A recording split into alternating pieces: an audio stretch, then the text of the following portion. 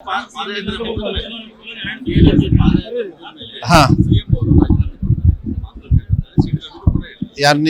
ಅವ್ರು ಯಾರು? C T Ravi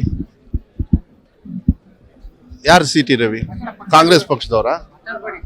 Narayana Swamy Congress ಪಕ್ಷದವರ? ಕಾಂಗ್ರೆಸ್ ಪಕ್ಷದವರು ತೀರ್ಮಾನ ಮಾಡಬೇಕು, ಹೈಕಮಾಂಡ್ ಅವರು ತೀರ್ಮಾನ ಮಾಡಬೇಕು. ಈ ವಿಚಾರದಲ್ಲಿ ನಿಮಗೆ ಒಂದೇ ಮಾತು ಹೇಳ್ತೀನಿ ಕೇಳಿ.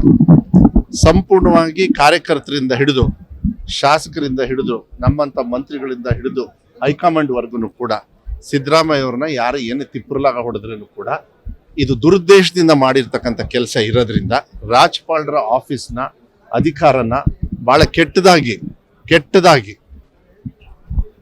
ಉಪಯೋಗ ಮಾಡ್ತಕ್ಕಂಥ ಏನು ಪದ್ಧತಿ ಬಿಜೆಪಿಯವರಿಗೆ ಕೆಟ್ಟ ಬುದ್ಧಿ ಇದೆ.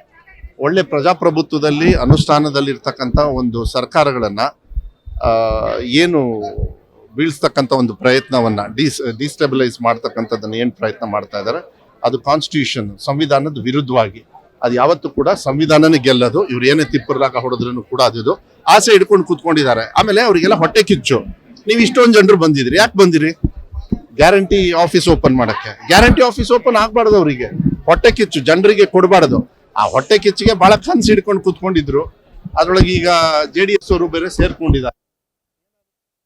67 137 ಅದು ಸ್ವಲ್ಪ ಕಾಮನ್ ಸೆನ್ಸ್ ಇಟ್ಕೋಬೇಕು. ನೋಡಿ, ಪ್ರಾಸಿಕ್ಯೂಷನ್ ಇದೆಲ್ಲ ರಾಜಕಾರಣದ ಒಂದು ವ್ಯವಸ್ಥೆಯನ್ನ, ಪಿತೂರಿಯನ್ನ ಅವ್ರು ಮಾಡ್ತಾ ಇದ್ದಾರೆ. ಯಾಕೆ? ಕೇಜ್ರಿವಾಲ್ ಅವರು ಇದ್ದಾರೆ, ಅವ್ರು ಫೇಸ್ ಮಾಡ್ತಾ ಇಲ್ವಾ? ಪ್ರಜಾಪ್ರಭುತ್ವದಲ್ಲಿ ಅನುಷ್ಠಾನದಲ್ಲಿ ಇರ್ತಕ್ಕಂಥ ಒಂದು ಸರ್ಕಾರಗಳನ್ನು ಬೀಳ್ಸೋದು ಅದು ಬಹಳ ದೊಡ್ಡ ತಪ್ಪು.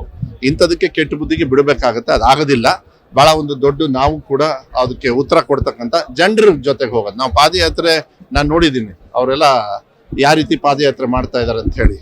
ಇವತ್ತು ಜನರಿಗೆ ಏನು ಫ್ಲಡ್ಸ್ ಬಂದಿದೆ, ಅದಕ್ಕೆ ಸ್ಪಂದನೆ ಮಾಡಬೇಕು. ಅದನ್ನ ನಾವು ಮಾಡ್ತಾ